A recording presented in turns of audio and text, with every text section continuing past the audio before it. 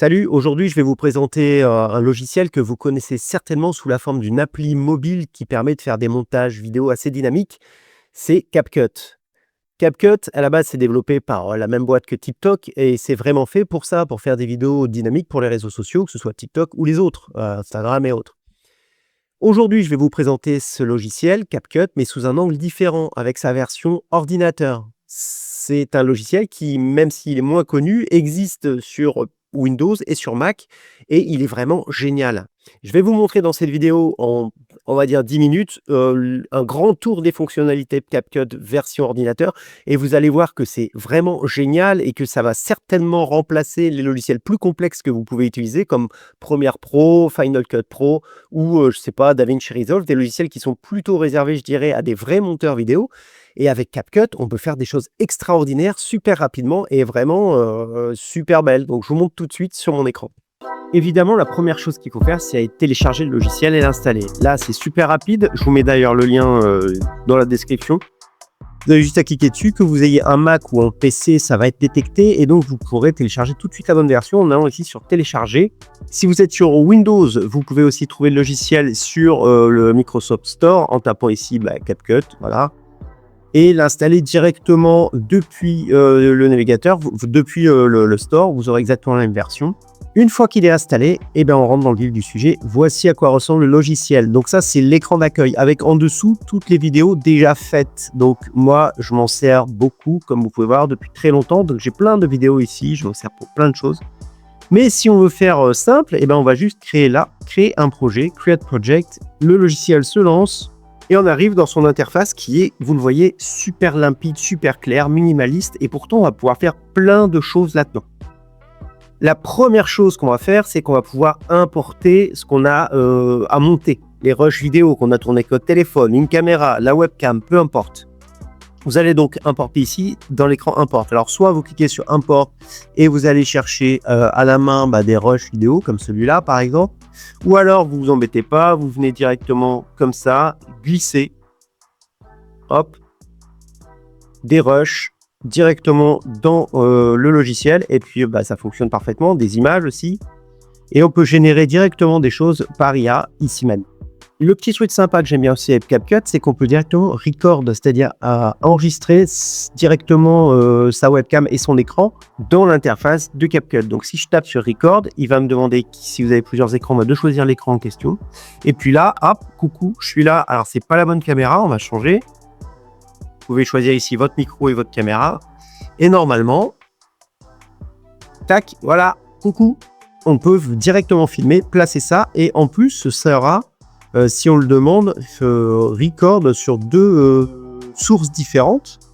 Là, ici, enregistrer la caméra et l'écran sur deux sources différentes. Vous aurez deux pistes que vous pourrez. Donc, vous pourrez masquer la vidéo de la tête, la mettre à un endroit, la grossir, la rétrécir. On peut tout faire. C'est vraiment pas mal du tout. Donc, si on ne veut pas l'utiliser, on fait échappe. Sinon, on fait débuter le record et puis on se retrouve avec ces deux trucs directement dans l'interface de CapCut. Donc ça, c'est pas si vieux, mais c'est ajouté et ça marche plutôt pas mal. Donc, on en arrive au point crucial et c'est là que c'est super rapide, c'est qu'on va glisser, hop, un rush dans la timeline ici et on voit que blablabla, on parle, on peut régler donc en cliquant sur ce rush, je peux aller voir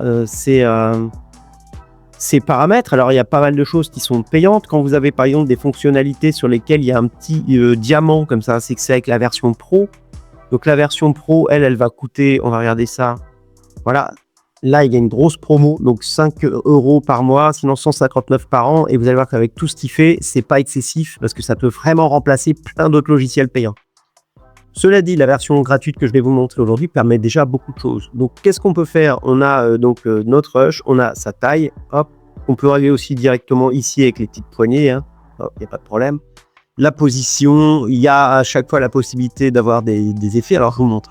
La vidéo, l'audio, je peux monter le son, baisser le son, faire un début fade-in, c'est-à-dire le son monte petit à petit ou s'arrête petit à petit. On a la vitesse de la vidéo. Si je la passe en 2 fois, elle est 2 fois plus rapide. Donc, hop. Voilà. Donc, je peux la remettre en vitesse normale, la vitesse 1. Je peux mettre des animations. Alors les animations, c'est quoi? C'est qu'au début du rush, par exemple, ou à la fin, ici in c'est le début, out c'est le début, c'est la fin, pardon, je vais pouvoir mettre des effets. Alors il y a des effets gratuits, puis des effets évidemment de la version pro, encore une fois, signalés par le petit diamant. Donc si je choisis le rush, que j'appuie sur ça, je suis en in, c'est-à-dire que c'est au début de la vidéo, je vais avoir cet effet de zoom. Je clique dessus, je mets lecture, et hop, au début on a cet effet-là. Si je vais en out, ça va se mettre à la fin de la vidéo, donc je vais à la fin, et je vais choisir une version gratuite, par exemple celle-ci c'est un volet, hop, et à la fin de la vidéo, je parle, hop, blablabla, et tchac. Donc in and out, et si j'en veux pas, je reviens là et je mets pas d'effet, pas d'animation. On peut ajuster. Alors ajuster c'est quoi? C'est principalement la colorimétrie. Donc il y a des choses payantes, encore une fois, à base d'IA souvent, et des choses gratuites. C'est-à-dire que je vais pouvoir régler l'exposition, plus ou moins bien exposé, plus d'ombre, moins d'ombre, etc. Enfin, de manière classique, et ça marche super bien. Sur une vidéo comme ça, si je mets une image en dessous dans une piste, je mets celle-ci au-dessus et celle-ci en dessous. On est d'accord que j'ai ma piste, voilà, en dessous, et j'aimerais faire disparaître le fond vert. C'est quand même le but, pour faire apparaître le fond vert. C'est super rapide, hein. On va venir sur le rush avec le fond vert. Vidéo ici, remove background, DG, et je vais prendre le chroma key qui lui est gratuit. Hop, je vais faire pic avec la pipette sur le vert, et on voit que ça a disparu. J'ajuste l'intensité pour enlever plus ou moins, alors attention pas trop fort non plus. Voilà, et là, alors je vais retirer le son, vous ne l'entendez pas, mais moi j'entends, ça me perturbe. Et donc là, j'ai bien un son, et derrière, je pourrais mettre aussi bien une vidéo aussi, hein, en arrière-plan, c'est tout à fait possible. Hop, je remplace le clip. Pareil, j'enlève l'audio, hop, et à l'arrière, j'ai une vidéo qui tourne, c'est un tuto en fait, hein, voilà. Donc je peux faire ça assez facilement. Si j'ai deux rushs qui s'enchaînent, par exemple, je vais mettre ce rush-là derrière, hop, à la suite de la tête. Et entre les deux, je peux faire ce qu'on appelle des transitions ici. De la même manière, il y en a des gratuites et des payantes. Je vais en prendre une gratuite, celle-ci. J'ai la glisse sur la jonction entre les deux. Et donc, entre les deux, ça va me faire un effet là de pull-in. C'est hop, voilà, comme ça, de loop. Je pourrais mettre des,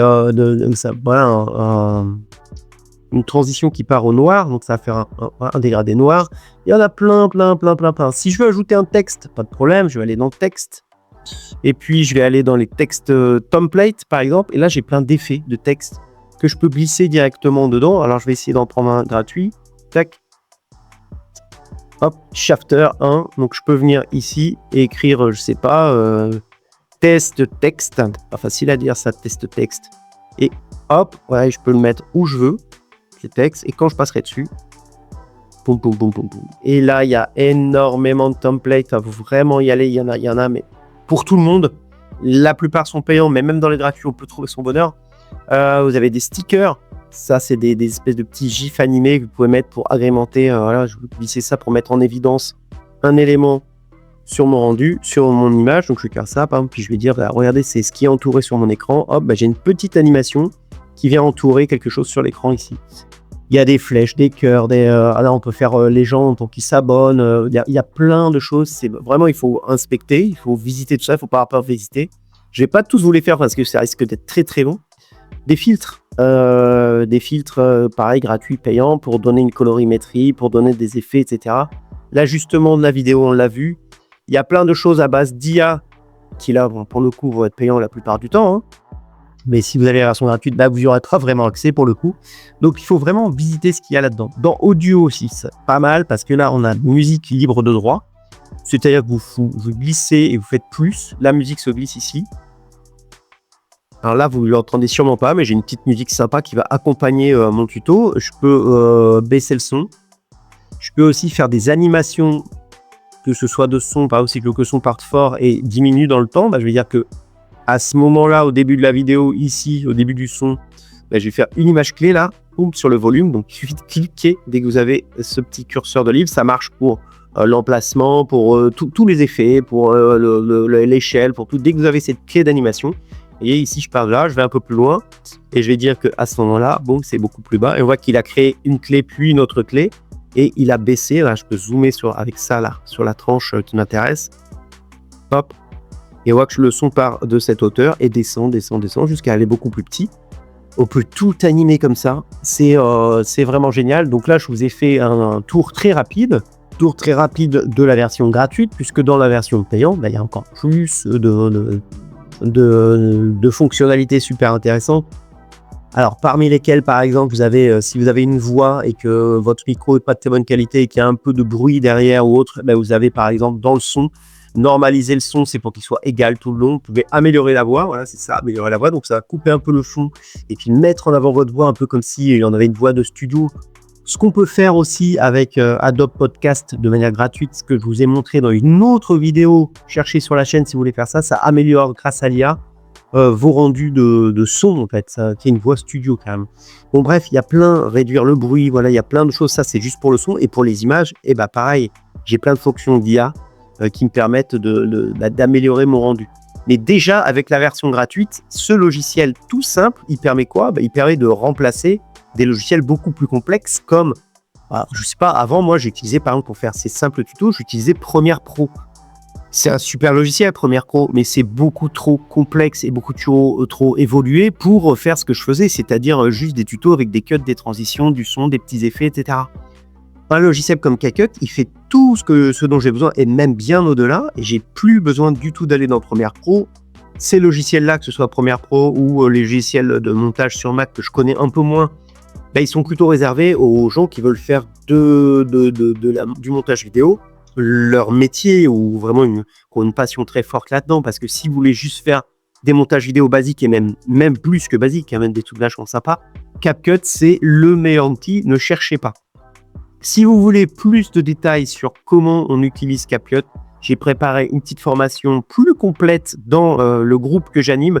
Ce lien pour accéder au groupe, c'est gratuit, il suffit de mettre votre mail et vous y accédez. Il y a donc pas mal de gens qui discutent de plein de logiciels dont vous aurez besoin pour mettre en avant vos contenus, pour gérer votre entreprise, pour envoyer des mails, pour créer des IA.